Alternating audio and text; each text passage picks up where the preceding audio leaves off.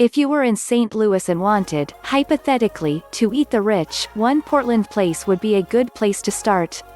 The limestone and marble palazzo found at that address looms high above the hedge-fringed retaining walls lining Kingshighway, a major north-south thoroughfare where cars stream by at all hours of the day. But between the busy road and this street punctuated with opulent homes is an imposing stone entranceway with wrought-iron gates, one of many such structures St. Louis has built throughout its history to divide its communities. Designed in 1909, the 18,000-square-foot mansion was a wedding present for Anna Busch, the daughter of beer magnate Adolphus Busch, whose name adorns the city's ballpark. The mansion was purchased in 1988 by its current residents, Mark and Patricia McCloskey, personal injury attorneys whose office is located in another mansion they own a 15-minute walk away.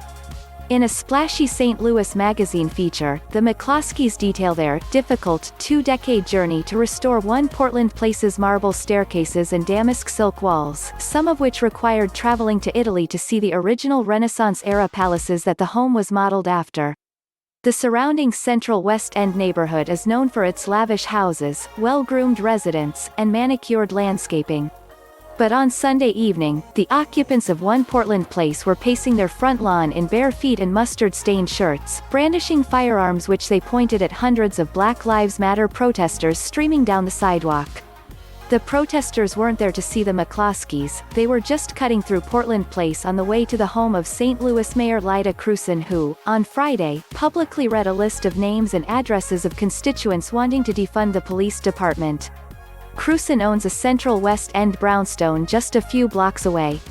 But taking this street became a symbolic moment in itself as the protesters toppled the century-old roadblocks intended to keep St. Louis's white ruling class separated from the rest of the city.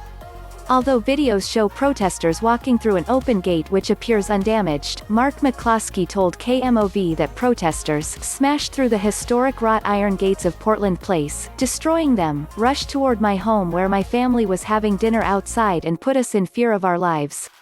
Private property, get out.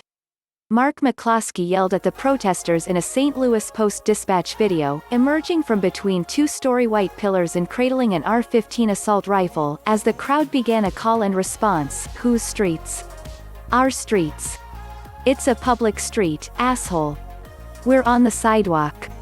This is all private property," said Mark McCloskey to KMOV. "There are no public sidewalks or public streets. We were told that we would be killed, our home burned and our dog killed. We were all alone facing an angry mob.